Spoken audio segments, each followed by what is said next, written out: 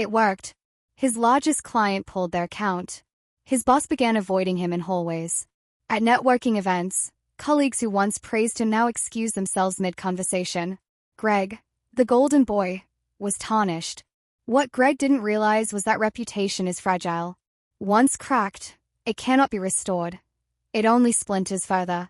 Melissa's friends, once eager to bask in his charm, began whispering about him behind manicured hands. "I always thought he was too smooth," one said.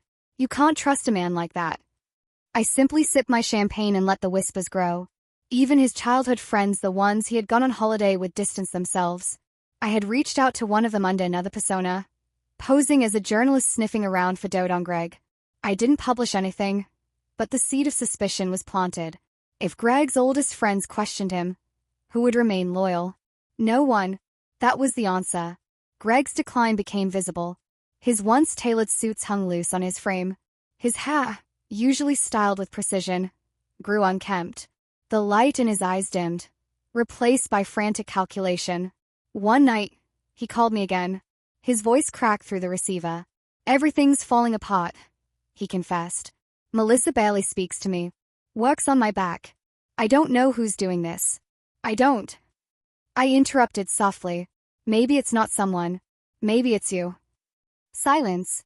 A heavy, damning silence. I let it linger before hanging up. Melissa finally left him after a charity gala where Greg stumbled and drunk, muttering angrily at imagined slights. She stormed out in front of everyone, her voice cold and sharp as glass. "I won't be humiliated anymore, Greg."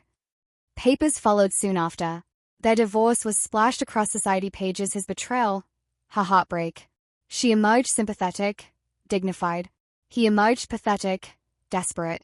Professionally, he was suspended pending investigation. Privately, he moved into a small rented apartment, far from the mansion they once shared. His world had shrunk, and I was the invisible architect of its collapse. But revenge is never complete until it's personal. The internal review at his firm turned into a full-blown investigation. Clients were interviewed, files were audited, and the whispers grew louder. I had seen enough in his drunken confession to know the Miami deal was riddled with red flags.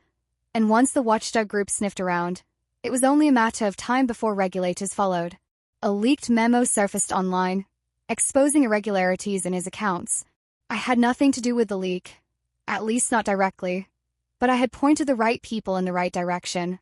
In the cutthroat world of finance, image is everything. Greg's carefully curated persona, the trustworthy advisor, the golden boy consultant, was cracking. His colleagues no longer clapped him on the back with jovial laughter. Instead, they eyed him like a man with a contagious disease. That's when Greg started calling me more often. At first, casual check-ins. Then longer, rambling conversations late at night. "I don't know what's happening," he said once, his voice thick with bourbon. "Melissa won't talk to me. Work is turning against me. I swear, someone's orchestrating this." I sat cross-legged on my couch, phone pressed to my ear, a smile tugging at my lips. "Maybe it's just the universe balancing itself out," I murmured. He sighed. You don't think it could be you, do you?" I let a beat of silence pass, just long enough for his paranoia to bloom, before answering softly. "Why would it be me, Greg? You and I, we had something special, remember?" He swallowed, audibly relieved. Yeah, we did." And just like that, he clung to the illusion that I was his safe harbor, not the storm dismantling his life. The final act of social humiliation came at Melissa's charity gala the following season. She attended without Greg, her hand conspicuously bare of any ring. When people asked where her husband was, she smiled tightly and changed the subject. I was there, of course, mingling with her circle, a silent observer of the spectacle.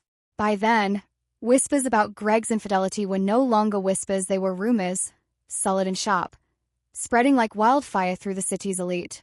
I didn't have to fan the flames anymore. They burned on their own. But I added one spark for good measure. During the auction, when the room was hushed and all eyes were on the stage, I leaned toward a well-known donor and said, just loud enough for those around us to hear, "Shame Greg couldn't make it. But I suppose scandals keep a man busy." The ripple of laughter that followed was cruel, merciless. Faces turned, eyebrows raised, heads tilted in knowing judgment. Melissa kept her composure, but I saw the tiniest twitch at the corner of her mouth, part anger, part vindication. By the end of the night, Greg's absence was the only thing anyone talked about. 2 weeks later, the firm announced Greg's suspension pending investigation. It was phrased delicately, couched in corporate jargon, but everyone knew what it meant. His reputation in the industry was shot. No client wanted to be associated with him. No partner wanted his name near theirs. The golden boy of finance was now a liability. I celebrated quietly with a glass of wine, staring out my window at the city lights. One part of the mission was complete. Greg's career was in ashes. But I wasn't finished. He had stolen my laughter, my trust, my sense of self. I wanted to see his soul cracked wide open. The calls from Greg became frantic. He left voicemails at odd hours, his voice breaking. Melissa's talking about leaving me. My phone, Christ, they're going to fire me. I don't know what's happening. Everyone's against me. Sometimes I answered. Sometimes I let him stew. When I did pick up, I was warm, sympathetic, the only voice in his chaos that offered comfort. It'll be okay, I'd whisper. You just have to hold on. But every word was poison, because I knew it wouldn't be okay. Not for him. It happened on a rainy Friday night. Greg showed up at the cafe where we had once laughed over cappuccinos, drenched, wild-eyed, his hands shaking. I hadn't expected him. But fate has a way of presenting the perfect moment. You, he said, sliding into the booth across from me. His voice was hoarse, desperate. Tell me the truth. Are you behind this? Are you the one ruining me? I met his gaze calmly, letting the silence stretch until his hands clenched into fists. Greg, I said finally, you ruined yourself. I just held up the mirror. His face twisted. No. This is you. You're bitter, jealous, careful. I interrupted, my tone sharp enough to cut. You don't get to call me bitter. You lied to me. You lied to her. And now the lies are eating you alive. For the first time, his mask cracked completely. He wasn't the confident charmer, the smooth liar. He was just a man, broken and small, staring at the ruins of his life. Why? He whispered. Why me? I leaned forward, my voice low and deliberate. Because you thought you could play me. Because you thought I was just another stupid woman who'd laugh at your jokes, fall for your charm, and disappear when you were done. But you were wrong. I don't disappear, Greg. I don't forget. And I don't forgive. He recoiled as if I'd struck him. For a moment, I thought he might cry. But instead, he stumbled to his feet, muttering something incoherent, and fled into the rain. Word spread quickly after that. Melissa filed for divorce. Greg was formally terminated from his firm.